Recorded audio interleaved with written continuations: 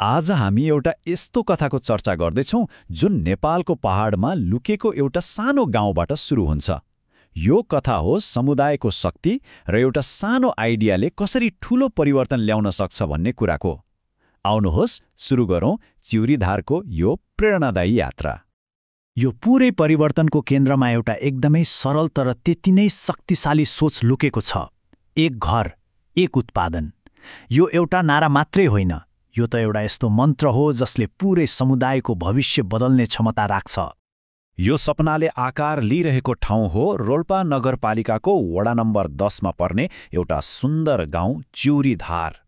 यहाँका मानिसहरूले अरू कसैको बाटो हेरेनन्, बरु आफ्नो भाग्य आफै लेख्न कसिएका छन्। त्यसो भए के हो त यो एक घर एक उत्पादन अभियान र यसले वास्तवमा काम चाहिँ कसरी गर्छ? ल अब यसलाई अलि नजिकबाट निहालौँ है त।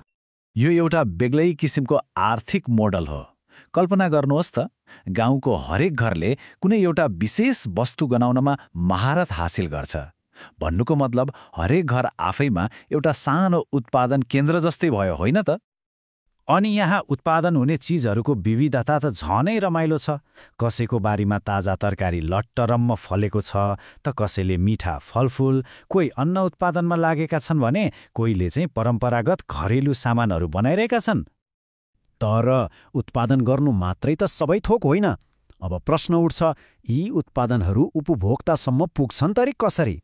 आउनुहोस् अब यसको व्यावहारिक पक्षलाई हेरौँ। मतलब गाउँदेखि बजारसम्मको यो यात्रा कस्तो छ त?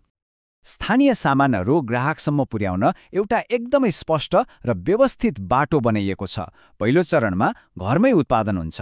त्यसपछि ती सामानहरू हरेक हप्ता लाग्ने हाट बजारमा बिक्रीका लागि राखिन्छ र यदि केही बिक्री भएन छ भने नजिकैको ठूलो बगर बजारमा लगिन्छ।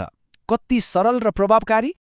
त्यसैले यो केवल सामान बेच्ने कुरा मात्रै होइन, यो त गाउँभित्रै एउटा बलियो आर्थिक प्रणाली खडा गर्ने र समुदायलाई पूर्ण रूपमा आत्मनिर्भर बनाउने एउटा ठूलो अभियान हो। अब अलिकति परको सोचौँ न। यो अभियानले समुदायको लागि आखिर कस्तो भविष्यको कल्पना गरेको छ? यो सामूहिक प्रयासको अन्तिम लक्ष्य के हो त? यो एउटा यस्तो शक्तिशाली चक्र हो जहाँ सबैले योगदान गर्छन् र सबैले लाभ पनि पाउँछन्। जब सबैको हातमा काम हुन्छ, सबैको घरमा आम्दानी हुन्छ र अन्तमा यसले पूरै गाउँलाई नै समृद्धितर्फ डोर्याउँछ।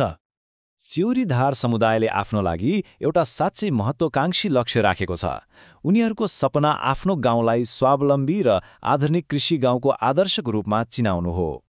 र अन्त्यमा एउटा महत्त्वपूर्ण प्रश्न सोच्न मन लाग्यो।